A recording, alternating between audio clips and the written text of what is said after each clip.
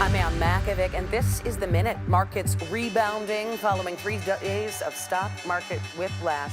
The Dow, NASDAQ, and S&P all rose above 3% at the open this morning. That 3-day sell-off wiped up trillions in market value as investors worried about the economic impact of the tariffs. Today in San Jose, voters in District 3 are deciding who will represent them on the city council. The man who formerly held that seat, Omar Torres, has pleaded not guilty to charges of child sex abuse. District 3 includes parts of downtown. 7 candidates vying for that seat. And State Farm holding its first hearing today in Oakland, trying to justify raising rates as high as 38%. That comes as the insurance company deals with the impact of the LA wildfires. California's insurance commissioner says if the company can prove the hike is needed, he will approve it. I'm Ann Makovic with The Minute.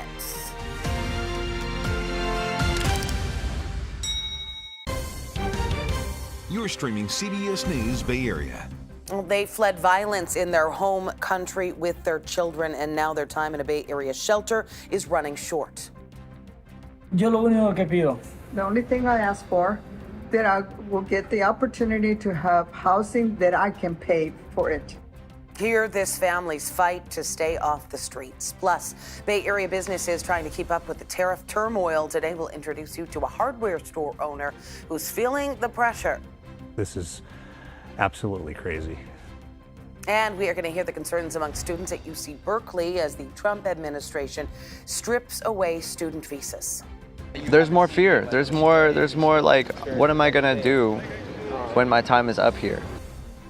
Thanks for joining us. Let's start with our first alert weather because the warm-up continues. We're heading into the 80s coming up later this week. Meteorologist Jessica Birch has a look at your forecast.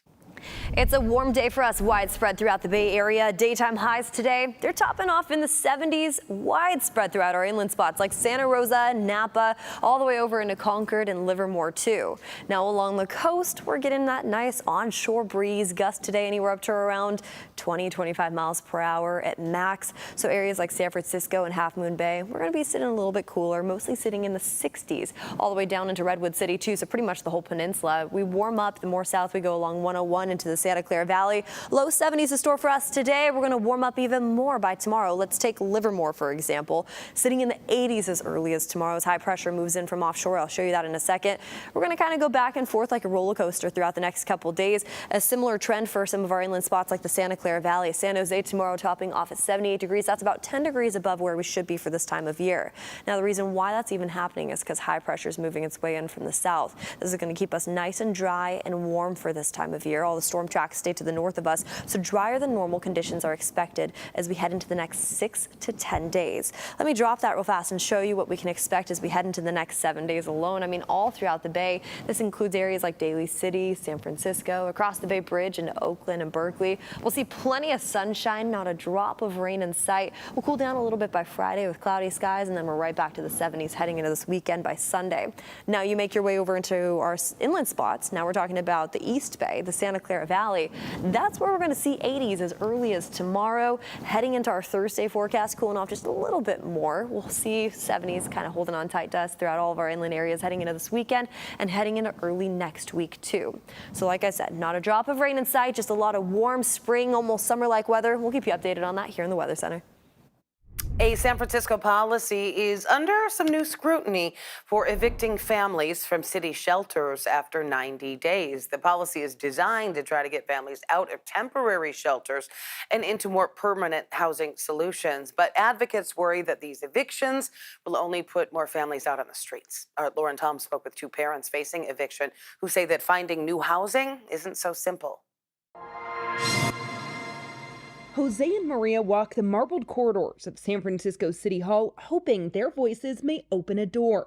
They fled violence in Honduras with 3 kids in tow, with hopes of a safer life. But now that hope is fading as they face eviction and life back out on the street. We were in the streets practically. People that we met would loan us their car so we could spend the night there. The family of 5 is staying in a city shelter for now, facing the city's pre-pandemic policy of eviction after a 90-day stay. The city also offers 2 30-day extensions, which Jose and Maria have already been granted. Now, they could be back out on the street by Thursday, and that reality has taken a physical toll. My husband almost collapsed. They had to take him to the emergency room because he had low oxygen. According to a 2024 count by the city, there were more than 400 unhoused families, nearly double the count in 2022. Maria and Jose say they're eager to move out of a shelter and into permanent housing. But in San Francisco, the high rent prices make that goal nearly impossible on his wages as a sanitation worker with no line of credit. Yo lo único que pido. The only thing I ask for, that I will get the opportunity to have housing that I can pay for it. Their message has reached city leaders, including Board of Supervisors President Raphael Mandelman, but he says shelters must remain a temporary resource. There's more than 300 families who do not have shelter, who are on the shelter waiting list. And so if shelter becomes the long-term housing for people, we've lost our shelter as a resource. One of the things that I think is worth considering is that after this policy first went into effect, the rate of getting families out of shelter and into permanent supportive housing significantly increased. But Supervisor Jackie Fielder has introduced legislation to rescind the 90-day policy. The premise of this policy is that families do not have the motivation and are the problem, where they're actually facing real systemic barriers like any regular person would. Finding housing in the Bay Area is finding affordable housing. For Jose and Maria, the next few days are crucial. More than anything, it's the health of my children. That's what gives me strength, because there was no help in my country, and that's why I'm here. Waiting not just for housing, but for stability in the place they now call home. The Department of Homelessness and Supportive Housing issued a statement saying it understands the path to housing can be challenging for families, but their goal is to keep families and people moving through the system and provide assistance to getting long-term housing. Less than 24 hours until the Trump administration's new reciprocal tariffs are set to take effect, and world leaders are in last-minute talks with President Trump ahead of tomorrow's deadline. Today, investors appear hopeful that President Trump will negotiate tariff deals, and markets are rebounding after days of losses. But CBS News business contributor Javier David says that only time will tell what's next for Wall Street. Today's what we call is the dead cat bounce. It's kind of indicative of a market that's overly volatile, overly reactive to headlines, and not really driven by fundamentals. This isn't a healthy trading environment at all, and it's really no place for amateur investors. The U.S. plans sweeping new tariffs on nearly 90 countries. President Trump now threatening an extra 50% tax on Chinese imports if Beijing follows through with its own 34% tariff on U.S. goods, bringing the total tariff rate on Chinese products to a staggering 104%. Meanwhile, some countries are offering concessions. Israel facing a 17% tariff, met with President Trump at the White House yesterday. Vietnam and Zimbabwe say they will drop U.S. tariffs entirely. The EU is offering to eliminate tariffs on American cars and industrial goods if the U.S. does the same. The U.S. imported $439 billion in goods from China last year, including Apple iPhones. And now with tariffs rising, the Wall Street Journal says that Apple might start shipping more iPhones from India to the U.S. to avoid higher costs, at least for now. It is a move many companies are considering amid the ongoing trade war. And it's not just electronics, toys are another big item the U.S. imports from China. According to the Global Toy Market Report, 77% of the toys sold here are made overseas, and those will be hit by the new tariffs. The industry was worth $42 billion last year. And businesses here are not immune to the impact either. One longtime San Francisco staple, the standard 5 and 10 Ace on California Street, feeling the pressure. Our Kelsey Thorin talked to the owner about the challenges ahead.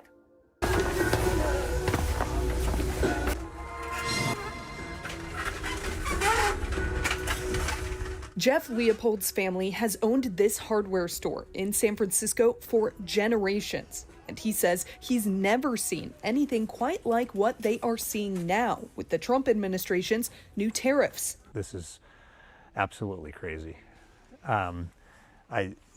There's no sense in it, and we don't know if it's permanent. Jeff says about 80% of the products he sells are made outside the U.S., most of them in China. Like these umbrellas made in China. Jeff says the tariffs President Trump has slapped on products coming in from other countries, especially China, will have a huge impact on his business. This entire aisle is what I call fasteners, just basic hardware, screws and bolts. This is the one that we don't, if the tariffs don't go away, this is an area, because it's metal and aluminum, mostly metal, we're going to get hit hard on this stuff. Jeff says they have no choice but to pass on the price increase to consumers, something he knows his customers will not be happy about. I'm guessing it could be somewhere close to 25%, maybe even closer to 50%. We just don't know. One customer, Sandy Brickta, told us she's livid over the tariffs. She says the stock market volatility alone has already cost her tens of thousands of dollars. I've lost $80,000 in 2 days. $80,000 in 2 days. I am too old to be able to recoup that back. Made in the USA. Jeff told us he understands what President Trump is thinking in trying to get manufacturing back into the United States, but he doesn't believe this is the way to do it. It's made in China. You cannot produce most of the product that we sell for anywhere near what we're buying it for from China. And until the cost of labor and parts and everything is cheaper in the US, it just doesn't make sense. Flashlights are going to be... For now, Jeff told us he's not making any drastic decisions. He's going to wait and see how the next few weeks go and then decide how to move forward. So I'll get somebody over there to help you. Some of these tariffs could be permanent. Some of it may get negotiated. You know, they're negotiating every day. And it depends on what these other countries are going to do. You can track how the Trump tariffs are affecting prices on groceries, cars, and more on the CBS News website. Just head to cbsnews.com/tariffs for all the latest updates. Still ahead here on CBS News Bay Area, student visas stripped away by the government, the uncertainty on Bay Area campuses, and the groups fighting to protect international students. How may this affect their bottom line if foreign students won't trust them? Plus, another delay in bringing Oakland City workers back to the office. We'll introduce you to a local worker who says their return is just what she needs. I miss to see their faces, how excited they were to get a sandwich especially. And aging infrastructure cutting a North Bay community in half. Why some businesses say a fix could only make things worse. In the Bay Area, a new WNBA franchise is taking flight. Catch this first-in-a-lifetime inaugural season as the Golden State Valkyries play live on KPIX and Pix Plus.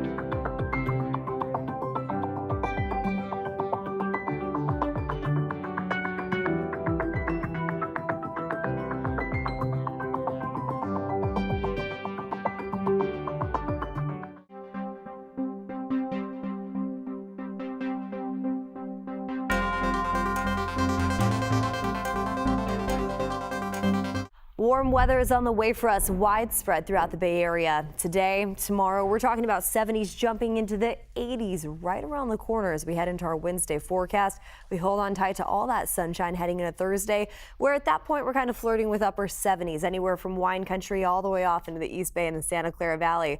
Cooling down just a smidge into our Saturday forecast, still holding on tight to that sunshine though, and then we're right back to the upper 70s as we head into our Sunday forecast. That's in our inland spots. Along the Bay, it's a little bit cooler, sitting closer to the 60s by Friday. Some students at Bay Area colleges are going to have to completely reshape their plans for the future because several of them have suddenly had their visas revoked. At least 6 students or recent graduates have been impacted at Stanford, along with 4 others at UC Berkeley. Our John Ramos went to the Cal campus where some international students aren't sure if they'll be able to stay in the country. UC Berkeley is considered the home of the free speech movement, but the message from the Trump administration is clear. When it comes to international students, either shut up or get ready to ship out.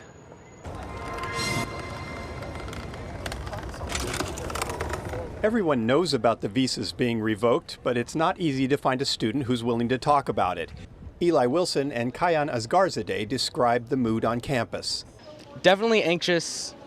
A lot of anxiety, a lot of tension. It's scary. You don't know if you're going to be able to have the same security going into your future as you did like 2 months ago. There's more fear. There's more like, what am I going to do when my time is up here? You know, or am I even going to be able to finish my time here based on how things are going?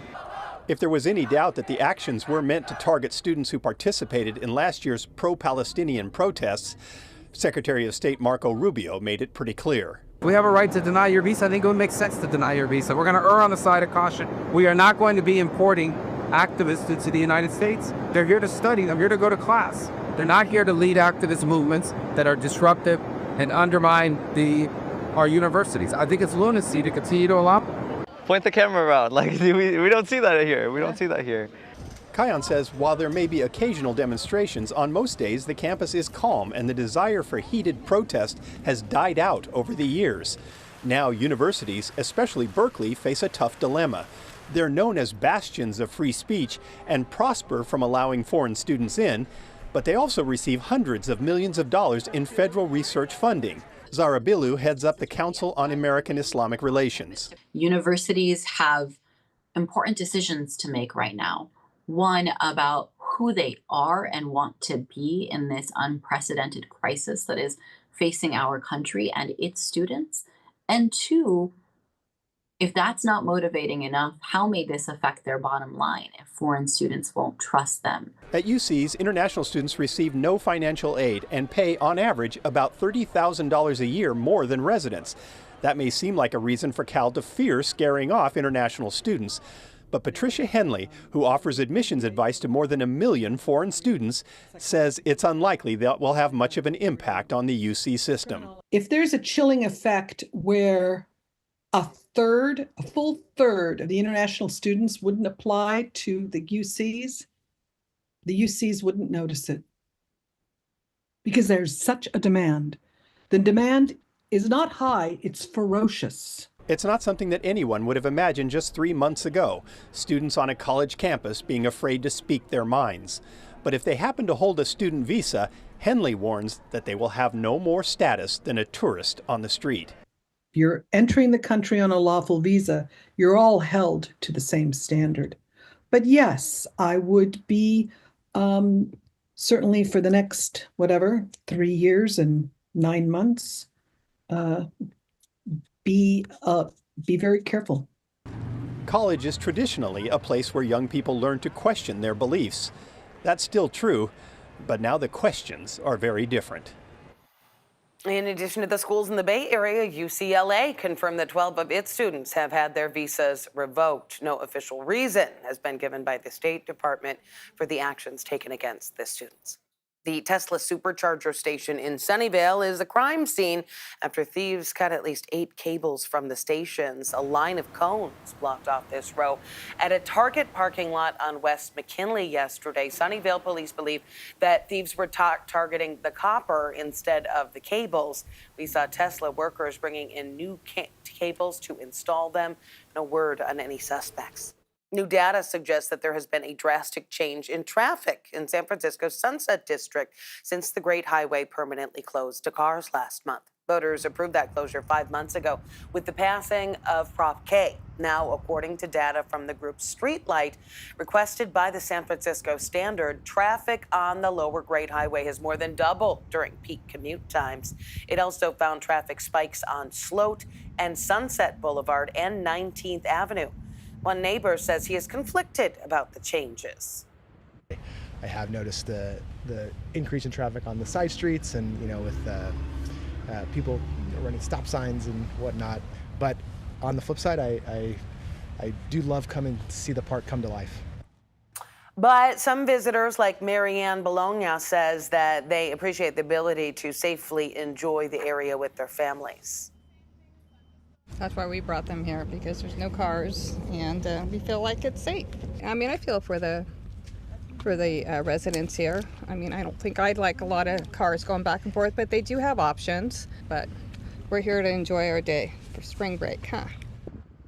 Well, the advocacy group Friends of Ocean Beach Park say that Streetlight's findings are, quote, premature and irresponsible. They note that traffic levels are lower than they were pre-pandemic. It has certainly been a turbulent week for the city of Oakland. Again, Interim Mayor Kevin Jenkins effectively fired most of the mayor's office staff yesterday. They are on paid administrative leave until their official last day this Friday. The future of the mayor's office is not the only thing up in the air at City Hall. Monday was supposed to be the day that city workers returned to the office after several years of working remotely. The city administrator has pushed back the deadline now until June. Akira St. Cyr spoke with a deli worker who was counting down the days, hoping for a boost to business.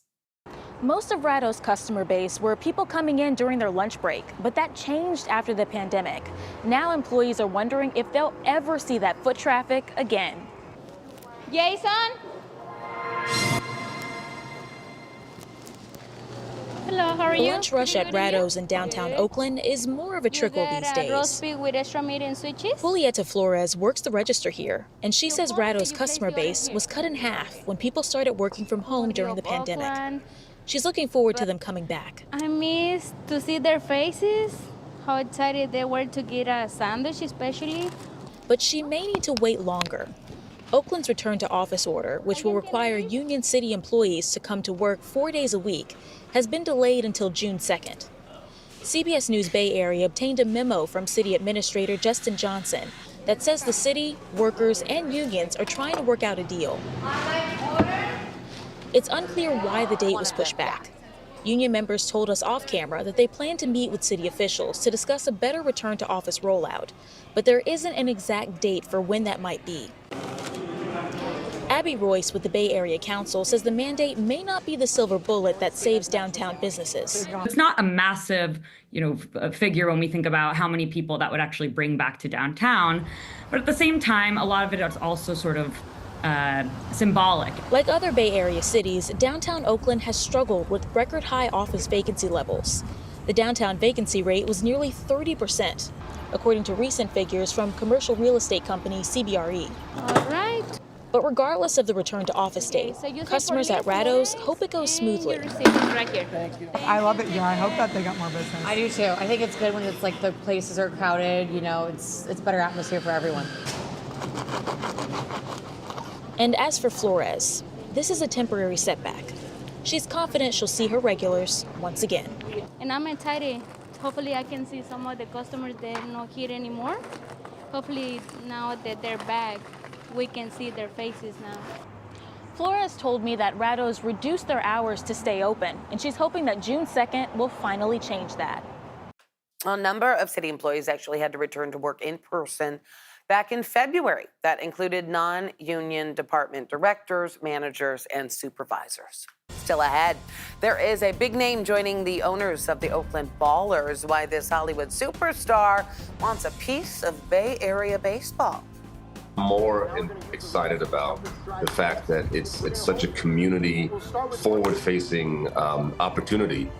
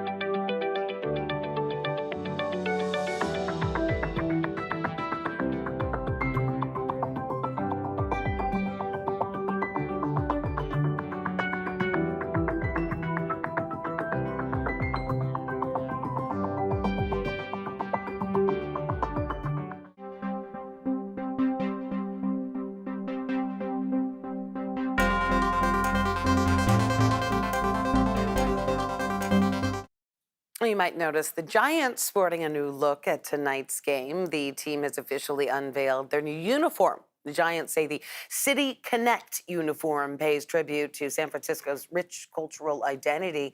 They say it was inspired by the city's energy and music scene, as well as the Giants' time in New York from 1913 to 1917, when the team wore violet. Giants are going to wear the jersey for the first time tonight and for all Tuesday home games. Today, the Giants also announced the return of the City Connect program. That is when China Basin Park serves as a pre-game gathering spot. It'll be open 2.5 hours before game time for every home game on Tuesdays. The Oakland Ballers just got a big name boost on their ownership team. Hollywood superstar Blair Underwood, the Emmy Award-winning winner, joins rapper Too Short and Green Day frontman Billy Joe Armstrong as celebrity investors. But unlike those two, Underwood is not actually from the Bay Area. He told us he has family in the area and does some business and charity work here. But what attracted him to the Ballers was how the team owners are getting the fans involved.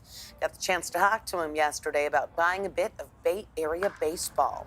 And this opportunity came up, and I was just enthralled with everything that the ownership team is doing in terms of the community involvement, the fact that the fans can be owners through a kind of like it's more than crowdfunding. It's like investing, almost like shares. You invest a certain amount of money in the team, and you're part owners. And one of the things, and I know you know, because I know you guys have been fans and friends of the team and have supported the teams in the games. One of the great things is one of the fans is actually on the board of directors, which is highly unusual for professional sports, not just baseball. Mm-hmm. So are you seeing this more as like a financial investment? Or, I mean, we think of Hollywood, not professional baseball. No, listen, it's true. Listen, to me, I mean, I invest in stocks like so many of us nowadays. And my rule and mantra is do not invest money unless you can afford to lose it. So listen, if something happens financially, that's icing on the cake. But I'm more excited about the fact that it's such a community forward-facing opportunity for the people that live in Oakland. I mean, you look at it from a sports franchise. The Raiders were there, no longer. The Warriors were there, no longer. And so one of the hot dog vendors said something very profound in I think it was your piece actually, and he said, you know what, Oakland deserves a place where they can shout, "Let's go Oakland." And it's something as simple as that. And I have always I've kind of built my career from small dinner theaters until I moved out to Hollywood. But it's all been family-oriented, community-oriented, group-think-oriented, and group investing. So that's what drew me to the Ballers business model. So you, again, had never lived in Oakland. What is your impression of what we call the town? It's certainly gotten a bad rap in recent years. Well, my outward impression is that it's gotten a bad rap. And as I said, because I have family there, I know it's much more than that. I know the city has contributed much more than what you hear about. And it's a time, I think, in the city's history where there can be change made. And I love very much what Brian and Paul, the owners of the team, the founders of the team, just their whole model and mantra is to just, we're gonna do for ourselves because we deserve it as an Oakland community. So when can we expect to see you in the stands at a Ballers game? That's because I have the craziest schedule. I mean, as soon as I can get there, I'll be there. I mean, I think there are 48 games this year, so I'll be there at a couple of them for sure. Okay, I think you'll draw your own crowd. All right. Well, hopefully you'll come out too. Well, the Ballers' second season gets underway May 20th at Raymonde Park in West Oakland. Coming up in our next half hour here on CBS News Bay Area, a century-old bridge in the North Bay in desperate need of repairs. Why some in the community say fixing it puts their safety at risk. If there's an emergency, there's only one way to get out for all of us. Plus 3 months since deadly wildfires ripped through Southern California, some of the toxins left behind are causing concerns for wildlife. Every day the ocean is washing up and lapping those contaminants into the sea. Are trying to keep the Pacific safe from toxic runoff.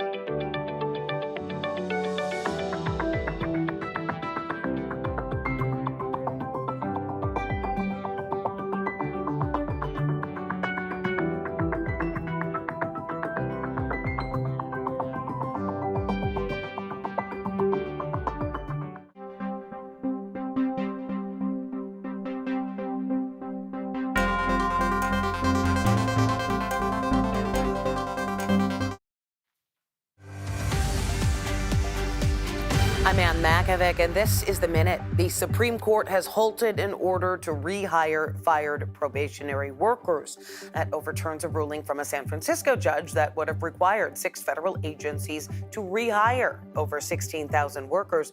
They were fired as part of President Trump's move to scale back the size of government. Markets rebounding following 3 days of stock whiplash. The Dow, NASDAQ, and S&P all rose above 3% at the open this morning. The 3-day sell-off wiped out trillions in market value as investors worried about the economic impact of the tariffs. And the Fillmore Jazz Festival in San Francisco is going to go on this year. After all, it was originally canceled because of budget problems, but tech executive and crypto billionaire Chris Larson stepped in with a major donation. That is going to take place on the 4th of July weekend. I'm Ann Makovic with the Minute.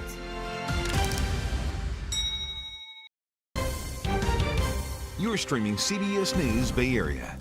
It's a warm day for us widespread throughout the Bay Area. Daytime highs today, they're topping off in the 70s widespread throughout our inland spots like Santa Rosa, Napa, all the way over into Concord and Livermore too. Now along the coast, we're getting that nice onshore breeze. Gusts today anywhere up to around 20-25 miles per hour at max. So areas like San Francisco and Half Moon Bay, we're going to be sitting a little bit cooler, mostly sitting in the 60s all the way down into Redwood City too. So pretty much the whole peninsula. We warm up the more south we go along 101 into the Santa Clara Valley. Low 70s in store for us today. We're going to warm up even more by tomorrow. Let's take Livermore, for example, sitting in the 80s as early as tomorrow's high pressure moves in from offshore. I'll show you that in a second. We're going to kind of go back and forth like a roller coaster throughout the next couple days. A similar trend for some of our inland spots like the Santa Clara Valley. San Jose tomorrow topping off at 78 degrees. That's about 10 degrees above where we should be for this time of year. Now, the reason why that's even happening is because high pressure is moving its way in from the south. This is going to keep us nice and dry and warm for this time of year. All the storm tracks stay to the north of us, so drier than normal conditions are expected as we head into the next 6 to 10 days. Let me drop that real fast and show you what we can expect as we head into the next 7 days alone. I mean, all throughout the Bay. This includes areas like Daly City, San Francisco, across the Bay Bridge into Oakland and Berkeley. We'll see plenty of sunshine, not a drop of rain in sight. We'll cool down a little bit by Friday with cloudy skies, and then we're right back to the 70s heading into this weekend by Sunday. Now you make your way over into our inland spots. Now we're talking about the East Bay, the Santa Clara Valley.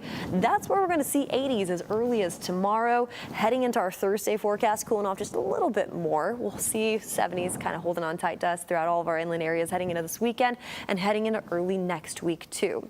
So like I said, not a drop of rain in sight, just a lot of warm spring, almost summer-like weather. We'll keep you updated on that here in the Weather Center.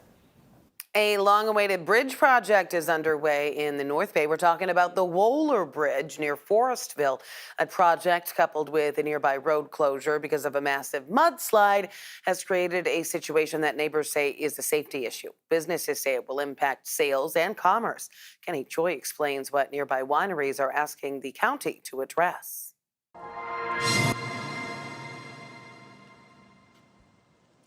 Trini Amador's Graciana Winery in Healdsburg near the banks of the Russian River draws in locals and tourists as the industry continues to struggle with decreased demand. We've been here since 2012, and we see thousands of guests a year, and we're very concerned about this bridge closure. The 103-year-old Wohler Bridge nearby is in extreme need of a seismic retrofit and is now closed until October. Another access point to the vineyard, West Side Road, is also closed as portions of it crumbled into the Russian River, wiping out a home in its path after a major storm in February. If there's an emergency, there's only one way to get out for all of us. Safety is a concern for Amador. He's asking the county to delay the bridge project. He's seeing and hearing of the immediate impact of the closures. Folks are canceling their appointments because they're realizing that they can't get in. They have to go all the way around. That detour, some commuters say, can add 20 to 25 minutes each way. Sonoma County Supervisor Linda Hopkins tried to install a temporary bridge at Wohler, but state and federal permits, including lengthy environmental reviews, proved to be cost and time prohibitive.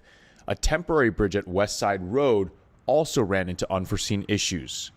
Unfortunately, due to the current federal chaos, we are unable to get steel, and so we were unable to install that Bailey Bridge. Hopkins says simply delaying the bridge retrofit would jeopardize $17 million in funding and permits already in place. Our trip to the winery via Google Maps took us directly to the bridge closure instead of towards the only alternate route now available via the 101 freeway. That confusion for non-locals is a major concern for businesses. Fernando Arellano is a tasting room manager at Graciana. His 6-minute commute from Forestville, he says, is now 25. The day-to-day is a little bit different now. Definitely impactful. He's now spending more on gas, but he and his colleagues are more concerned about emergency access with only one road out, and sales too. Could it impact our business and drive business down by 50%? The answer is yes, and we're very concerned. For Amador and other nearby businesses, safety and flow of commerce are at risk. So Amador says his neighborhood group is very organized, but they're not providing any details of what the next step is. County supervisor says that the bidding process for the West Side Road repair is underway with the hope of reopening it within 3 months. It has been 3 months since deadly wildfires erupted in Southern California, and now people are looking to rebuild on land. Others are looking to the ocean. There is an urgent push to rescue sea life impacted by the wildfire runoff. Carter Evans is taking a closer look at some of the toxic ripple effects. Look at where this animal is. It's a pitiful sight. A sick sea lion stranded in fire debris. This is why it's so important to clean this up. Harris Silver found the animal struggling on the littered beach where the Palisades fire burned down these beachfront Malibu homes. Since then, little has been done to contain the runoff. That's an open septic tank 2.5 months after the fire. Feet from the ocean. Feet from the ocean. You should absolutely not touch this stuff with your bare hands. Tracy Quinn is CEO of Heal the Bay, a nonprofit that recently tested the water. What sort of toxins are you finding out there?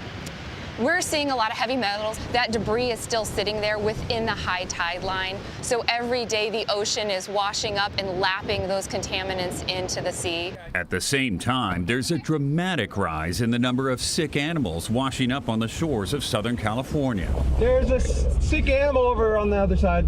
We rode with a rescue team to capture a sick sea lion. Once we put the net around her, she might wiggle around. And take her to the Marine Mammal Care Center for treatment. There are so many animals here, they've built enclosures in the parking lot. Every day that we come in, there's at least one of these animals that has passed away overnight. John Warner leads the nonprofit and says the animals are eating fish that consumed an algae with a toxin called domoic acid. It's a neurological toxin. It affects their brains. They're having seizures, completely disoriented. Algae with domoic acid is sometimes called a red tide. It existed before the fires, but biologists suspect windstorms that fueled the flames also stirred up sediment in the ocean. That, along with the nutrient-rich runoff, is feeding the algae. Whether it be with a fire or just organic waste flowing into the ocean, those all contribute to the size, scale, intensity of these blooms. And we believe there's a direct correlation to the toxicity levels in the algae itself. They're at a high level during this particular bloom. And the hazardous contaminants from the fire debris could cause even more long-term problems. We're going to see a lot of the animals that are lower on the food chain consuming a lot of those heavy metals. And then as those get consumed by larger fish in the sea, that will accumulate throughout the food chain.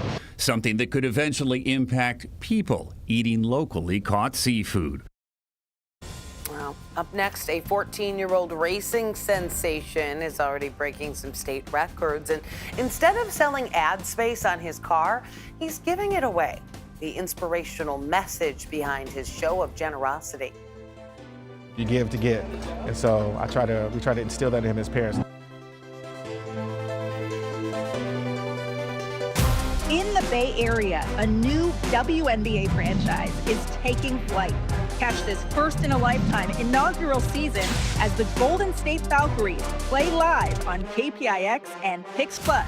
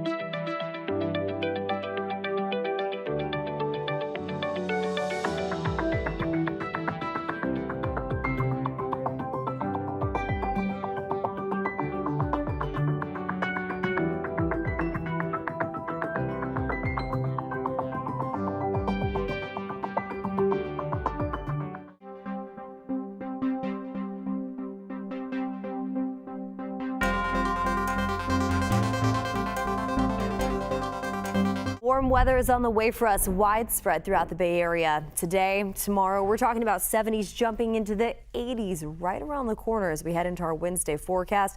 We hold on tight to all that sunshine heading into Thursday, where at that point we're kind of flirting with upper 70s, anywhere from wine country all the way off into the East Bay and the Santa Clara Valley. Cooling down just a smidge into our Saturday forecast, still holding on tight to that sunshine though, and then we're right back to the upper 70s as we head into our Sunday forecast.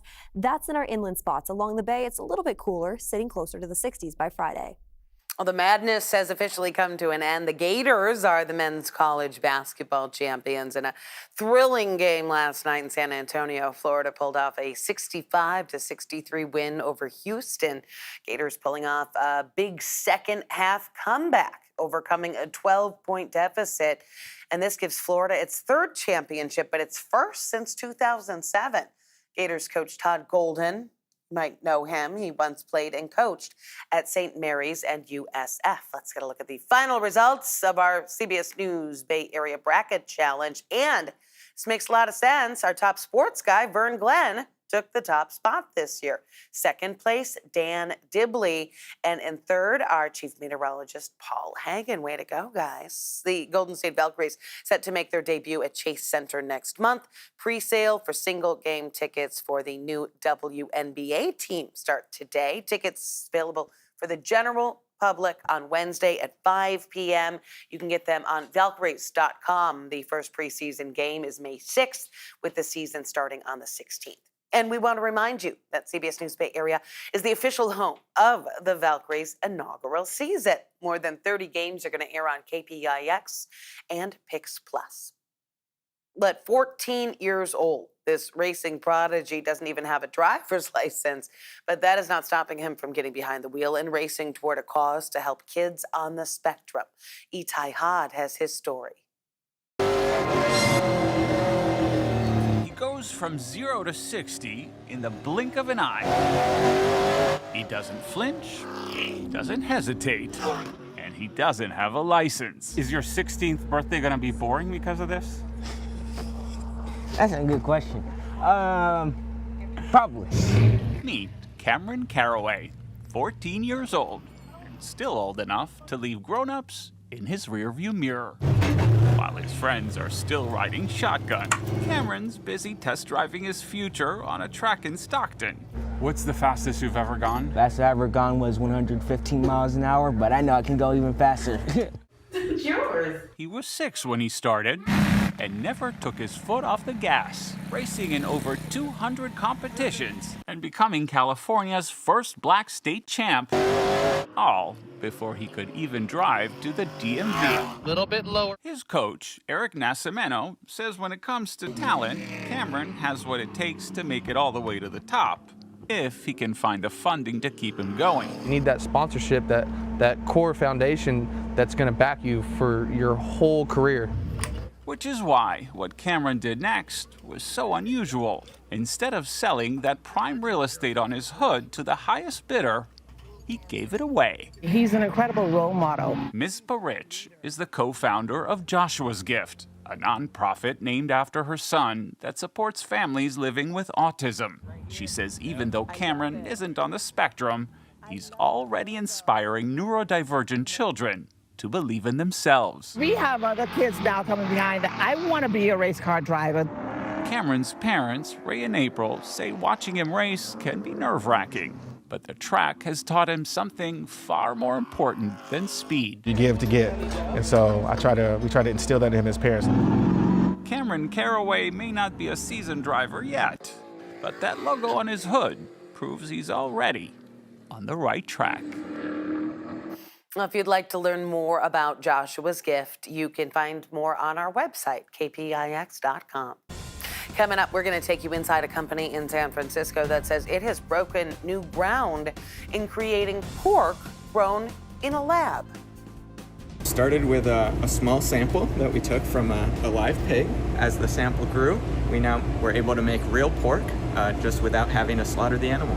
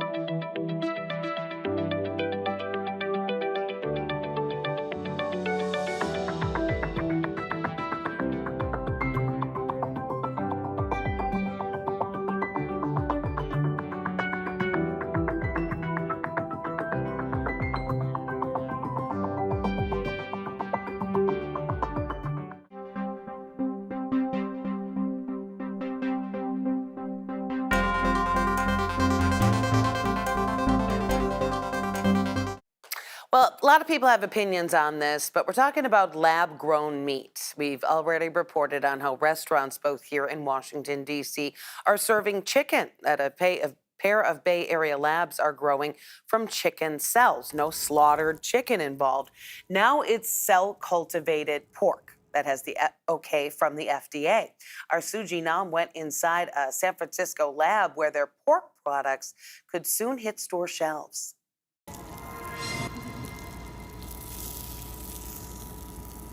Here we have some of our first products that'll hit the shelves. We have our Mission Barnes meatballs, our Mission Barnes bacon. Eitan Fisher is looking at his years of scientific research finally come to life. Mission Barnes cell-cultivated pork.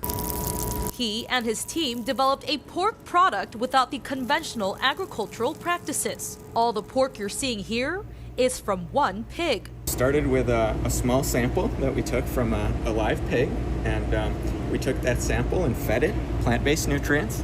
And as the sample grew, we now were able to make real pork just without having to slaughter the animal. Eitan then combined that pork fat with pea protein, saying that while it's not 100% pork, the texture and taste are similar. Being able to grow pork this way, this is really a new step in the evolution of agriculture. With its recent FDA approval, Mission Barnes will slowly roll out its products at grocery stores in the Bay Area.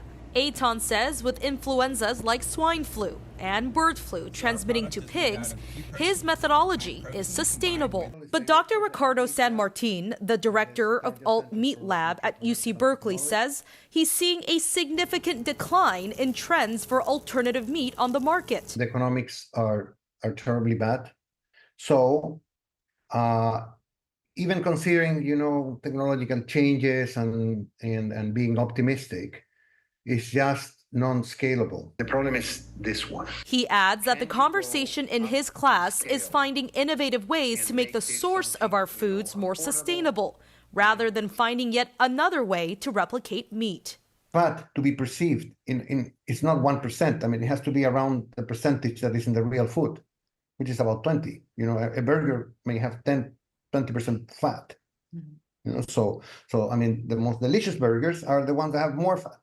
And so you're adding, let's say, 10% of a very expensive ingredient, with the claim that the already not so good taste notes in the plant-based food are going to be masked. But Eitan, on the other hand, says this is a monumental moment in the food system.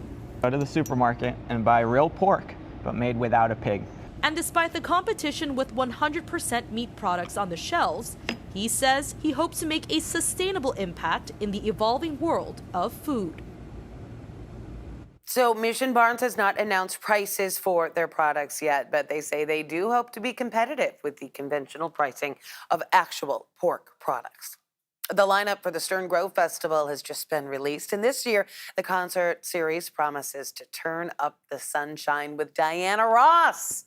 Yeah, she is going to be performing this summer, taking the stage to close out this year's festival on August 17th. Super cool. This year's lineup also includes performers like Orville Peck, the Pointer Sisters from Oakland, Chanel Trace, Girl Talk, and as always, the San Francisco Symphony. The festival begins on June 15th.